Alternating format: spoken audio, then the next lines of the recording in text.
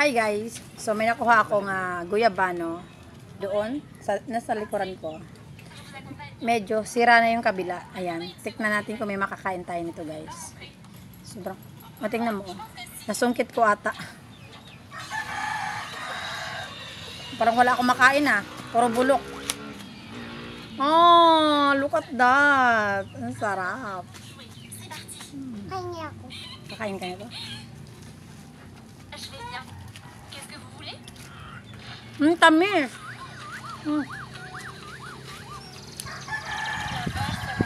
Matamis na maasim.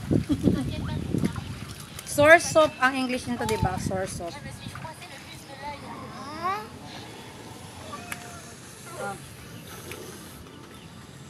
May buto yan Kakain din daw yung baby ko. Ang sarap. Matamis. Parang ako, charot. Sarap niya. Hinog sa puno, pero sira na yung kabila.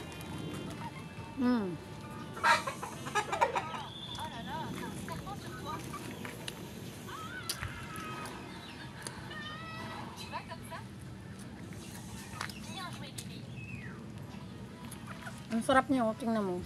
Sobrang fresh. Masarap, masarap. Dandahan, matumba.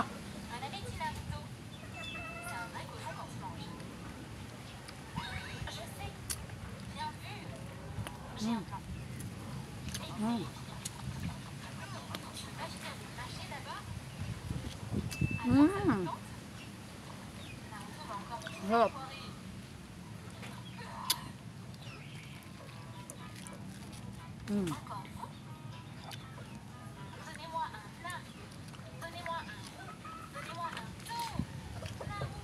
Pinain mo ngayon, Pagka-copyright siguro ako niyan. Dito ka.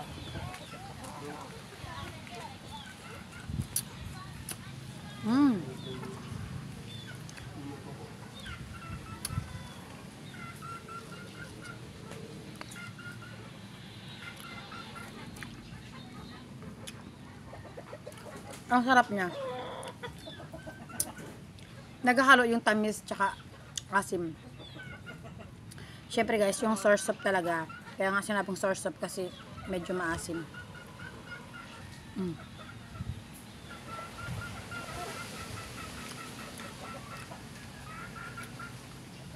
Akala ko yung black nito sira.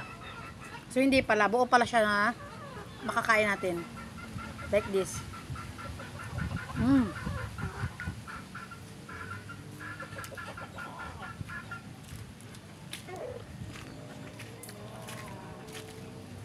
Ang sarap.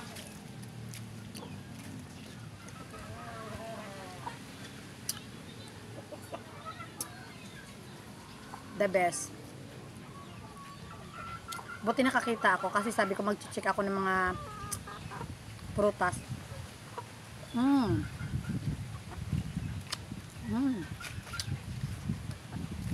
Gusto din ang asawa ko.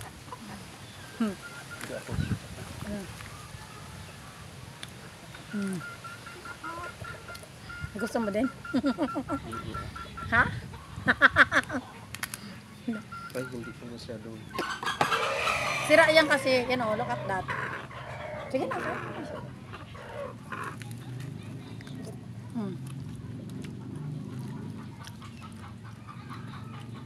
Isang sungkit ko lang, nalaglag na agad Kaya siya nagkasugat. Sabi ko sa'yo, hinog na. Kung hindi mo kita tanggalin yan, malalaglag na lang, mabubulok.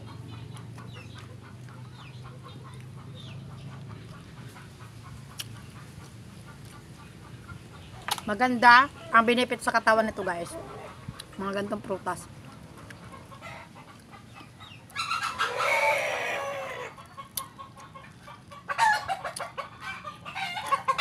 Basta alam ko talaga pag makinis na yung balat, hinog na siya.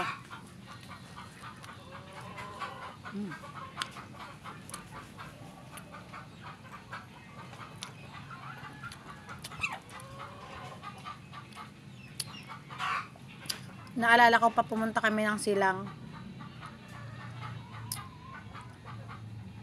dala-dala namin yung ganito.